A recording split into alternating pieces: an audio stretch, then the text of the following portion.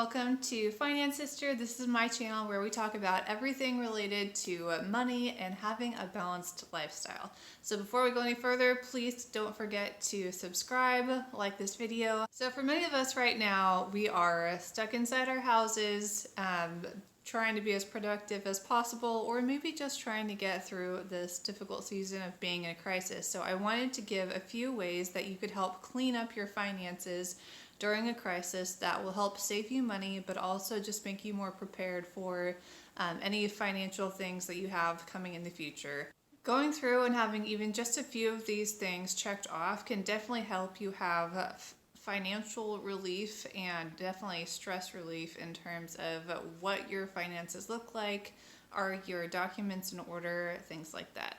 So let's start with the one that I personally dislike the most, but it's extremely useful when you actually do it on a regular basis. And right now, while you are at home, you have the time and the space to do it. For some of us, maybe not for others. Consolidate financial clutter. So this is a big one, but obviously very important. You need to go through, shred anything that is not extremely vital for your month-to-month tracking expenses, and anything related to taxes. You can get rid of your pay stubs because you will have, as most employers, maybe if you work for a smaller company or if you're self-employed, whatever that looks like, they will have records of your pay stubs and things like that online that you can always refer back to, and then you can just take a digital copy of that and store it in a Dropbox, Google folder, something like that. But you don't need the paper itself. You only need to keep the paper documents for tax purposes at the end of the year. So that's something that your company will send you out. You don't need to be keeping bank statements, pay stubs, anything that could possibly lead to identity theft if your house got broken into, and plus it just takes up a lot of space. So anything that you don't need for tax purposes and anything that has your personal information on the documents themselves should be shredded or burned. Go ahead and check out the link below of other documents that you should keep for tax purposes, like home improvements, things like that. Things that you should keep and things that you should not. It's a helpful article that will help you decide what you should and should not get rid of very safely, and for how long you should actually be keeping paper documents for tax purposes. The second is to actually check your credit score. And the benefits for checking your credit is that the federal government allows you to do a free credit report once a year, and they get it from the 3 national credit bureaus. And it's extremely accurate, way more accurate than any kind of free online credit reporting that you may get from one of your banks or your credit unions. That is kind of more of an estimate. So the benefit is the accuracy, being able to see who your actual creditors are, and making sure that your information is accurate and that nobody is stealing that information and trying to borrow credit under your name.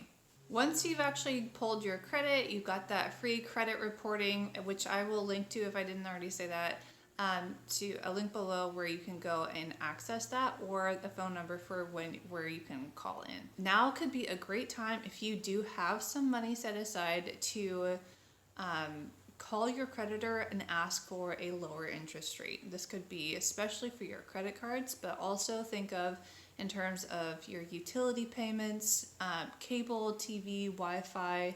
Call and ask if you can get a better rate or a different plan that could lower your monthly payments to alleviate some of the stress and the financial burden during these months of crisis where maybe you have a lower income or reduced pay in whatever circumstance that is. The next two could potentially save you quite a bit of money, just depending on what you choose to do with this information. So the third option is to check and call your auto insurance and see if you can put comprehensive insurance only on one of your cars. So this is only going to apply to people who have more than one car and you're not driving it on normal basis or at all actually for more than a month. So especially the people who are working from home, maybe you have 2 vehicles, you only need one right now to get out get groceries, things like that. You could put your car insurance on temporary garage policy, where basically you're only going to have comprehensive, and that's the only thing that you're going to pay for. So if you're able to do that, get a couple months of not paying for a car insurance, I would highly recommend looking into that. But it is definitely going to vary on your provider for your car insurance. And then another thing is to create a budget. So once you've reviewed, you've listed out all of your debt. Oftentimes when you call these companies, they are willing to work with you, especially in times where the market is volatile and a lot of people are behind on their payments. You might be able to negotiate a lump sum payoff for a credit card that you have, lower your payments or your interest rate, or possibly look into refinancing, consolidating the debt that you do have into a much lower interest rate.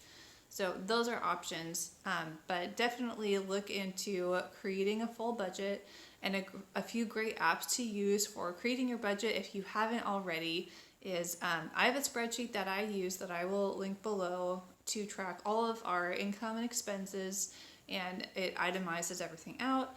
But you can also use apps like Mint, You Need a Budget, Every Dollar, and they have options that are free and then options where you can upgrade, and they will automatically sync all of your transactions into the app, and then you just pull the transactions into each category of whatever it was. I hope this was helpful, and please feel free to drop comments below of things that you have been that you found to be beneficial during this time of cleaning up your finances, so that other people can read and get other ideas and tips. This is just a great starting kickoff point.